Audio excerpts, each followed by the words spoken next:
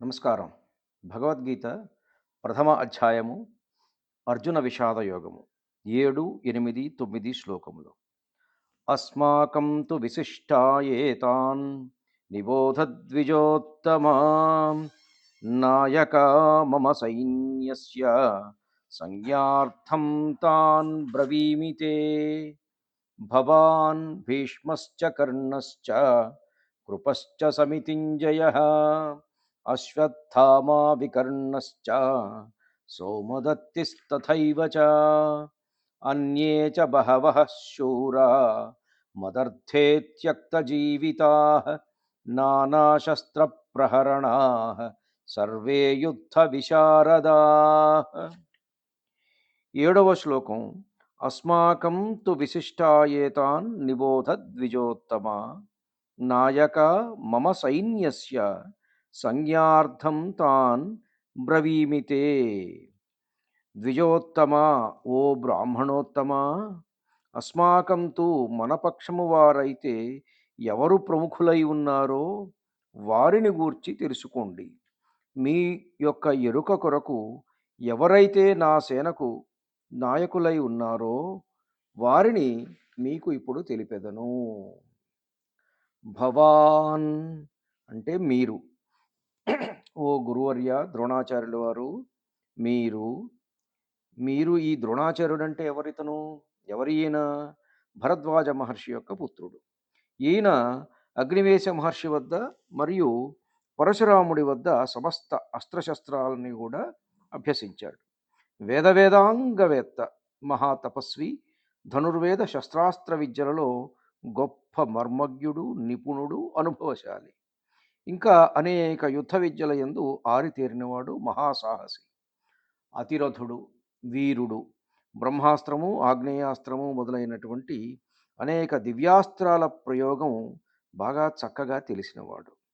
యుద్ధంలో తన సంపూర్ణమైన శక్తిని ఒడ్డి పరాక్రమించే వేళ ఈయనను ఎదుర్కోవడానికి ఎవడూ సాహసించలేడు. ఈయన శరద్వాను మహర్షి అనే ఆయన యొక్క కుమార్తె అయిన కృపిని పెళ్లి చేసుకున్నాడు. వీరిద్దరికీ పుట్టినటువంటి వాడే అశ్వత్థామ. ద్రుపదరాజు ఈయనకు బాల్యసఖుడు అని చెప్పుకున్నాం కదా మనం ముందటి శ్లోకాలలో. ఈ ద్రుపదుడు ఈయనను అవమానం చేయటంతో ద్రుపదుణ్ణి బంధించి తెమ్మనమని శిష్యులకు విద్య అంతా నేర్పిన తర్వాత చెబితే వారిలో అర్జునుడు వెళ్ళి ద్రుపదుణ్ణి పట్టి బంధించి తీసుకొస్తాడు. అప్పుడు ద్రోణాచార్యుల వారు ద్రుపదుణ్ణి చంపకుండా అతనికి మంచి బుద్ధి చెప్పి వదిలిపెట్టి అతని యొక్క సగం రాజ్యాన్ని తీసుకున్నాడు. భాగీరథికి ఉత్తర దిశగా ఉన్నటువంటి అతని రాజ్యాన్ని ఈయన స్వాధీనం చేసుకున్నాడు.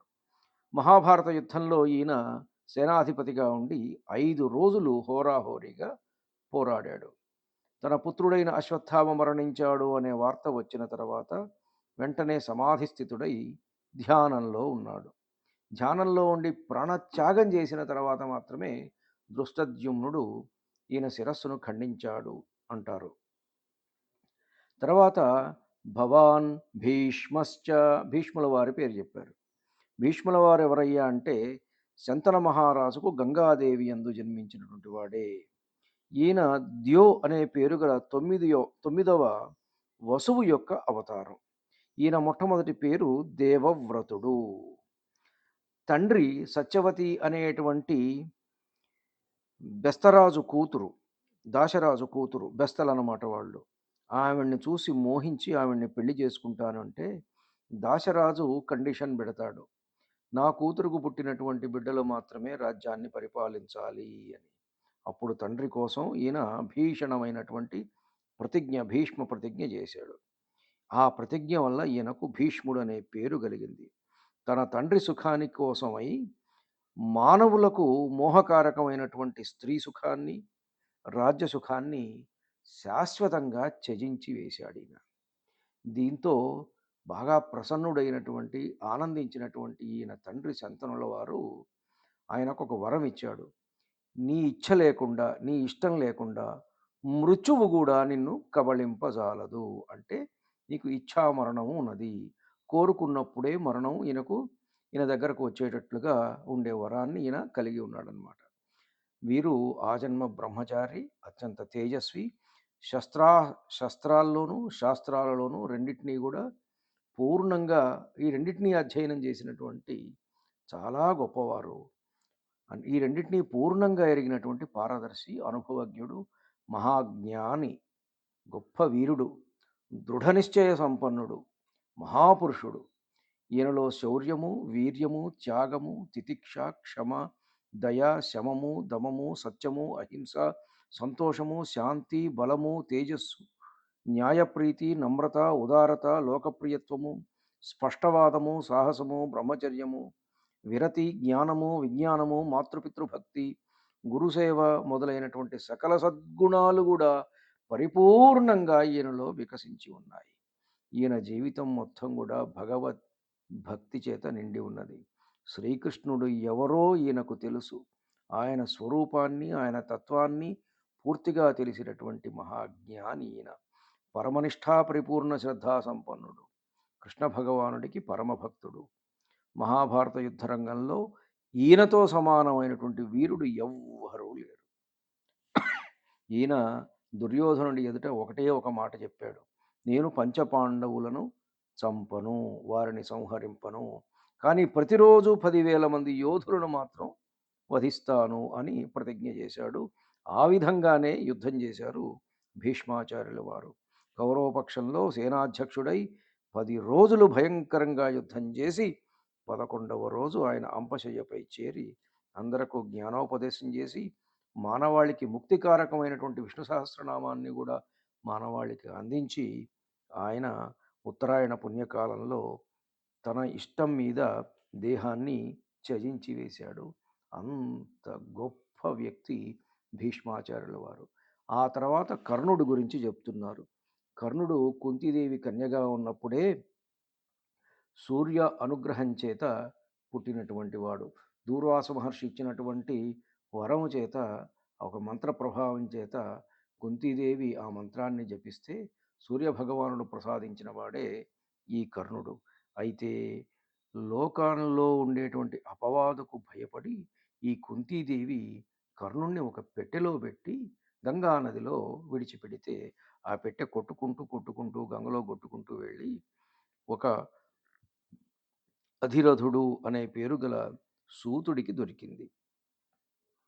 ఆ సూతుడి భార్య రాధాదేవి కర్ణుణ్ణి పెంచి పోషించింది. అందువల్ల ఈయనకు రాధేయుడు అనే పేరు వచ్చింది. సహజమైన కవచ కుండలాలతో జన్మించినందువలన అధిరథుడు ఈ బాలుడికి వసుషేణుడు అని పేరు పెట్టాడు. శస్త్రాస్త్ర విద్యలలో ఆరితేరినటువంటి యోధుడు, మహాయోధుడు, చాలా గొప్పవాడిన దానకర్ణుడు అనేటువంటి పేరు కూడా ఉంది.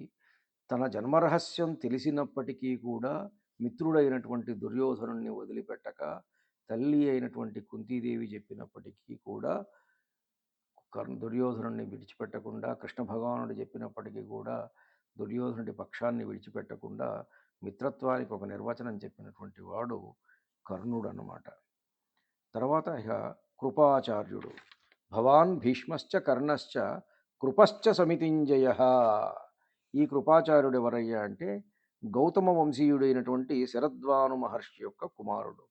ధనుర్విద్యలో ఆరితేరినవాడు, అనుభవజ్ఞుడు. ఇతని సోదరి పేరు కృపి. ఈవిడే ద్రోణాచార్యుల వారి భార్య. శంతన మహారాజు యొక్క కృపతో వీరు పెరిగారు. అందుచేత ఇతడు కృపుడు, ఇతని సోదరి కృపి. ఈయన వేదశాస్త్ర పారంగతుడు, ధర్మాత్ముడు, సద్గుణ సంపన్నుడు, సదాచారుడు. ద్రోణాచార్యుడి కంటే ముందే కౌరవ పాండవులకు, యాదవులకు ధనుర్విద్యలను నేర్పుతూ ఉండేటువంటి వాడు. సమస్త కౌరవ వంశం నాశనమైనప్పటికీ ఈయన జీవించే ఉన్నాడు. తర్వాత రోజుల్లో ఈయన పరీక్షన్ మహారాజుకు అస్త్ర విద్యను నేర్పాడు. గొప్ప వీరుడు, ఎదుటి పక్షాన్ని జయించడంలో కడు నేర్పరి. అందుచేతనే ఇతని పేరుతో పాటు ఈయనకున్నటువంటి ఒక బిరుదు ఏమిటంటే సమితింజయుడు అని. సమితింజయుడు అనే విశేషణం చేర్పి కృపశ్చ సమితింజయ అని వాడారు ఇక్కడ ఈ శ్లోకంలో. భవాన్ భీష్మశ్చ కర్ణశ్చ కృపశ్చ సమితింజయ ఈ విశేషణం చేర్చారు. ఆ తర్వాత అశ్వత్థామ. ఈ అశ్వత్థామ ద్రోణాచార్యుని యొక్క పుత్రుడు. శస్త్రాస్త్ర విద్యలలో చాలా గొప్ప నిపుణుడు. తర్వాత వికర్ణుడి గురించి కూడా చెప్పారు మనకు. ఈ ధృతరాష్ట్రుడి యొక్క నూరుగురు కొడుకుల్లో ఈ వికర్ణుడు ఒకడు. ఇతను ధర్మాత్ముడైనటువంటి వాడు, వీరుడు, మహారథుడు. కౌరవ సభలో ద్రౌపదీదేవికి అవమానం జరిగినప్పుడు, వస్త్రాపహరణం జరిగినప్పుడు ఆవిడ అందరినీ అడిగింది. నేను నిజంగానే ఓడబడితినా అని ఆవిడ ప్రశ్నించినప్పుడు విదురుడు తప్ప మిగిలిన వాళ్ళంతా కూడా మౌనం వహించారు. అప్పుడు వికర్ణుడు కూడా లేచి నిలబడి తీవ్ర పదజాలంతో న్యాయానికి ధర్మానికి అనుకూలంగా ద్రౌపదీదేవి ప్రశ్నకు తగు సమాధానం నీయకుండటం, సమాధానం ఇవ్వకపోవటం అనేటువంటిది గొప్ప అన్యాయమని, ద్రౌపదిని మనం గెలవలేదని తన అభిప్రాయాన్ని సుస్పష్టంగా ప్రకటించినటువంటి ధర్మాత్ముడు, కౌరవులలో ఉన్నటువంటి ధర్మాత్ముడితను వికర్ణుడు. తర్వాత సౌమదత్తి, సోమదత్తుడి పుత్రుడు అయినటువంటి భూరిశ్రవుణ్ణే సౌమదత్తి అని అంటారు. ఇతడు శంతనుడి జ్యేష్ఠ సోదరుడు అయినటువంటి బాహ్లికుడి మనుమడు. ఈయన గొప్ప ధర్మాత్ముడు, యుద్ధ కళా కోవిదుడు, శూరుడు, వీరుడు, మహారథుడు. గొప్ప దక్షిణలతో కూడి అనేకమైనటువంటి యజ్ఞాలు చేశాడు. ఇతడు మహాభారత యుద్ధంలో సాత్యకి చేతిలో చంపబడ్డాడు. తర్వాత ఇట్లాంటి వీరులందరూ ఈ శ్లోకంలో మనం ఒక్కసారి మళ్ళా చదువుకుందాం. భవాన్ భీష్మశ్చ కర్ణశ్చ కృపశ్చ సమితింజయ అశ్వత్థామా వికర్ణశ్చ సౌమదత్తిస్తథైవ చ. ఆ తర్వాతి శ్లోకం ఏమిటి? అన్యే చ బహవః శూరా మదర్థే త్యక్తజీవితా నానాశస్త్ర ప్రహరణా సర్వే యుద్ధ విశారదా.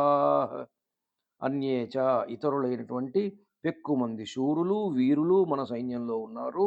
వీరందరూ కూడా యుద్ధ విశారదులు, నానా శస్త్రాస్త్రధారులు, నా కోసం తమ ప్రాణాలు ఒడ్డి అయినా యుద్ధం చేయడానికి సిద్ధంగా ఉన్నారు. ఇంతకుముందు శల్యుడు, బాహ్లికుడు, భగదత్తుడు, కృతవర్మ, జయద్రథుడు మొదలైన మహారథుల పేర్లు ఆ శ్లోకంలో చెప్పలే. ఈ శ్లోకంలో వాళ్ళందరినీ కూడా కవర్ చేస్తూ వచ్చినట్టే అన్యేచ బహవః శూరా, వీళ్ళే కాకుండా ఇంకా చాలామంది యోధులు అంటుండ్రో వీళ్ళందరూ వచ్చారు. వీళ్ళందరూ కూడా తమ తమ ఆయుధాలు తీసుకొని వచ్చి నా కోసం తమ ప్రాణాలను కూడా అర్పించడానికి వీళ్ళంతా సిద్ధంగా ఉన్నారు అంటూ తన సేన యందలి యోధులకు మహారథులను ప్రశంసించి, దుర్యోధనుడు ఉభయ సైన్యాలను పోలుస్తూ తమ సేన పాండవ సేన కంటే అతిశక్తివంతమైనది, ఉత్తమమైనది అని ప్రకటిస్తూ వస్తున్నాడు. అది రాబోయే శ్లోకాలలో వస్తుంది. ధన్యుణ్ణి. నమస్కారం. మీ ఊటుకూరు జానకి రామారావు.